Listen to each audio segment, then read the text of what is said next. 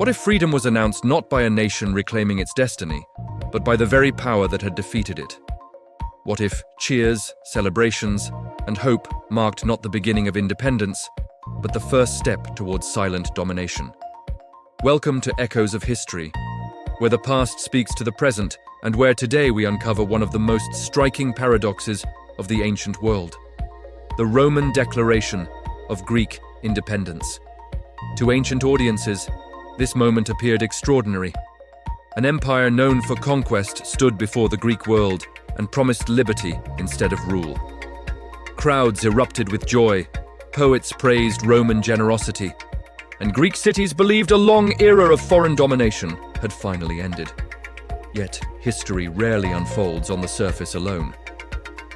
Beneath the applause lay strategy, calculation, and long-term ambition.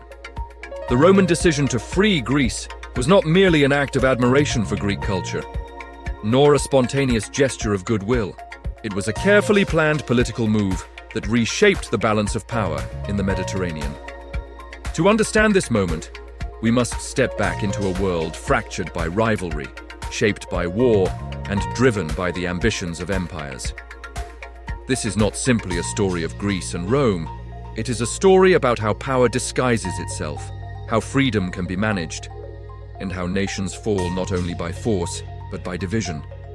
Today, East's journey through history will reveal how a declaration that sounded noble became one of the most effective tools of Roman expansion, and how Greece, the cradle of civilization, slowly lost its independence without realizing it had already begun to slip away. Before Rome entered Greek affairs, Greece was not a single nation united under one flag or purpose. It was a collection of fiercely independent city-states, each proud of its heritage, laws, and traditions. Athens valued democracy and philosophy. Sparta upheld military discipline. Corinth thrived on trade, and countless smaller cities guarded their autonomy. These city-states shared language and culture, but they were divided by politics, rivalry, and historical resentment. For centuries, Greek disunity had been both its strength and its weakness. While competition fueled cultural brilliance, it also prevented lasting unity. This division became especially dangerous when powerful neighbors emerged. To the north, Macedonia rose under strong kings who learned from Greek warfare and politics.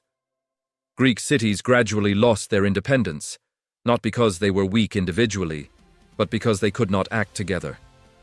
When Rome defeated Macedonia in the early 2nd century BC, it inherited a fragile Greek world, proud, exhausted, and uncertain.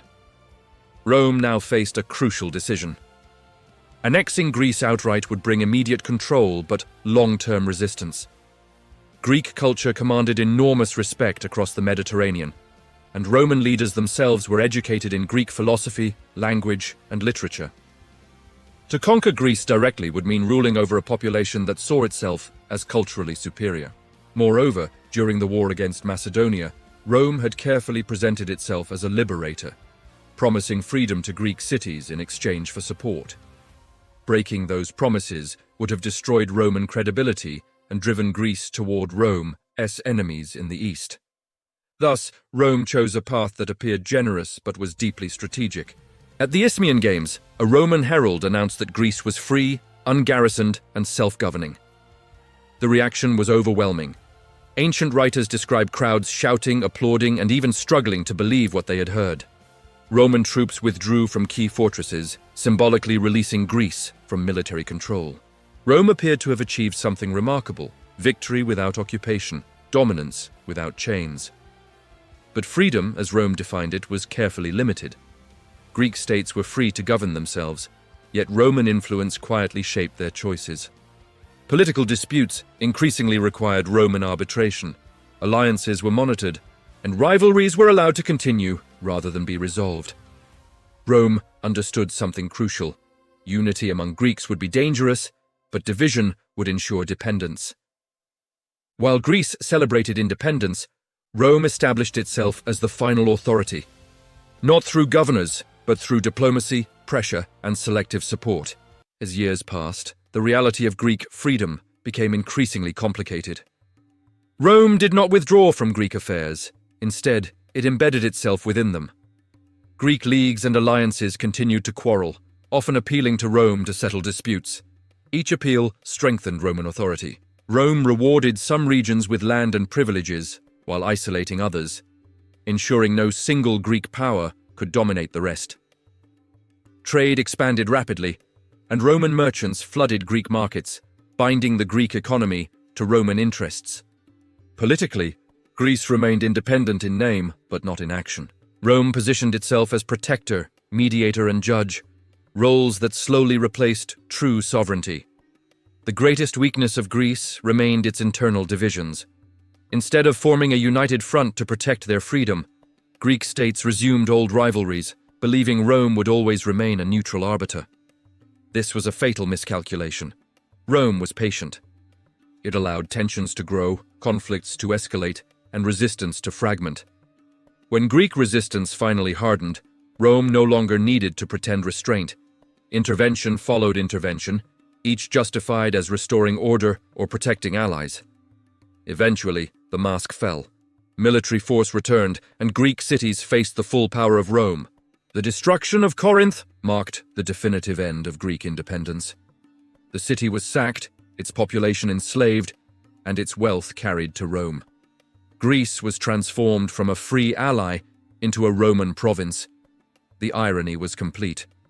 The same empire that had declared Greek freedom now ruled it directly. Rome had achieved conquest not through immediate domination, but through gradual control, strategic patience, and exploitation of division.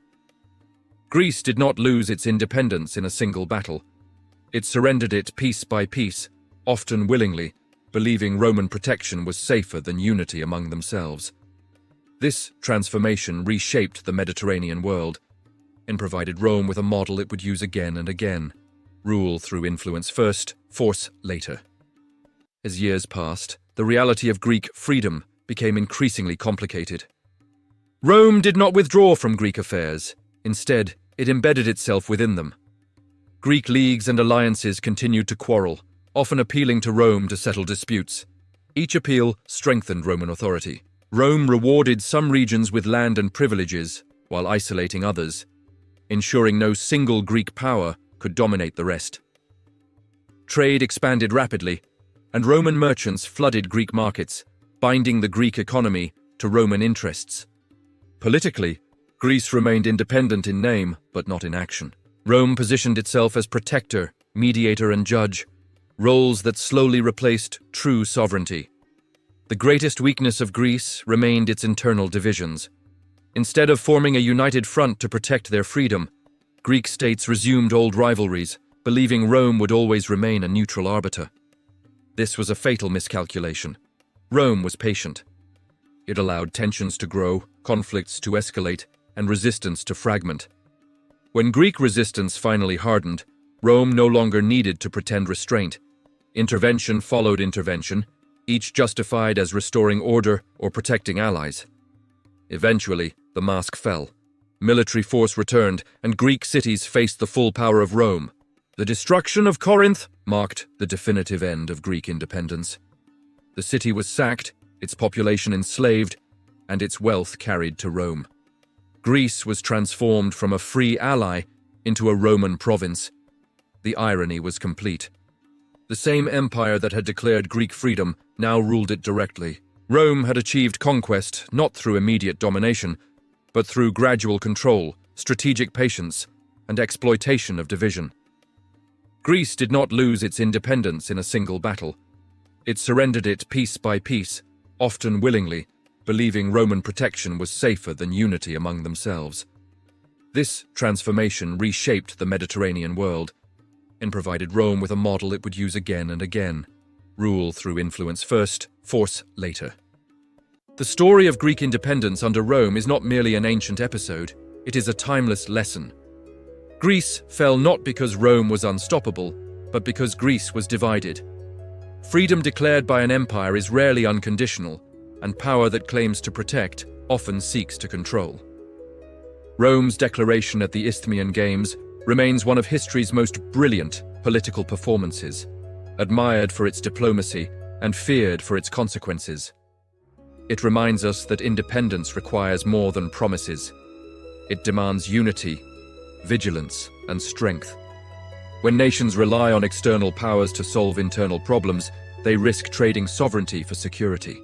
Greece's legacy did not disappear under Roman rule.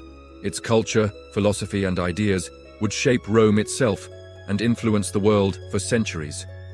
Yet politically, Greece's fate was sealed the moment it mistook strategic generosity for genuine freedom. This is why history matters. Not to glorify empires, but to understand how power truly operates.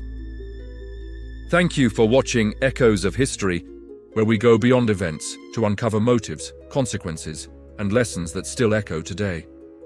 If you value deep cinematic storytelling and want to understand how the past continues to shape the present, subscribe to Echoes of History. Because history does not repeat itself, but it always echoes.